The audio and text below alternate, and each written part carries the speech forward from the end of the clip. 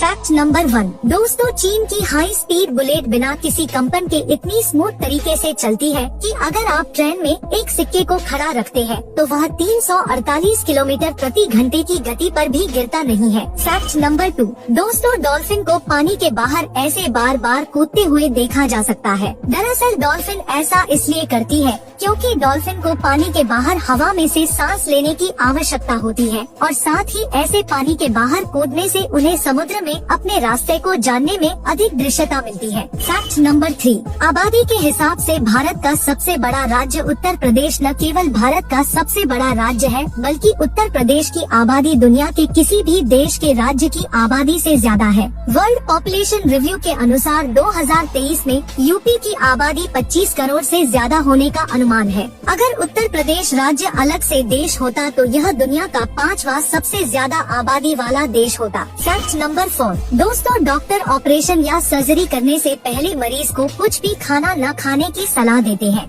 दरअसल ऐसा इसलिए है क्योंकि ऑपरेशन के दौरान जब मरीज को एनेस्थीसिया दी जाती है तब उसके शरीर की जागरूकता अस्थायी रूप से बंद हो जाती है और इस दौरान यदि मरीज के पेट में भोजन होता है तो उसे उल्टी होने या गले में भोजन आ जाने का जोखिम हो सकता है और यदि ऐसा होता है तो भोजन मरीज के फेफड़ों में जाकर उनकी सांस को प्रभावित कर सकता है, साथ ही मरीज के फेफड़ों को भी नुकसान पहुंचा सकता है। इसलिए दोस्तों डॉक्टर सर्जरी से पहले मरीज को कुछ भी खाना न खाने की सलाह देते हैं। फैक्ट नंबर 5, दोस्तों हमारा शरीर हमारी हर सांस के पीछे पानी की खपत करता है। जब हम शरीर से कार्बन डाइऑक्साइड को बाहर निकालते हैं तो उसके साथ साथ हम बहुत कम मात्रा में पानी भी बाहर निकालते हैं। जब हम नॉर्मल स्थिति में होते हैं तब हम हर 60 मिनट में औसतन 18 मिलीलीटर पानी बाहर निकालते हैं, यानी हम नॉर्मल स्थिति में रहने पर 24 घंटे में लगभग 432 मिलीलीटर से ज्यादा पानी सांस के पीछे खर्च करते हैं। फैक्ट नंबर 6, दोस्तों जापान को एक विकसित और समृद्ध देश माना जाता है, लेकिन क्या आप जानते हैं कि जापान देश की जितनी जीडीपी है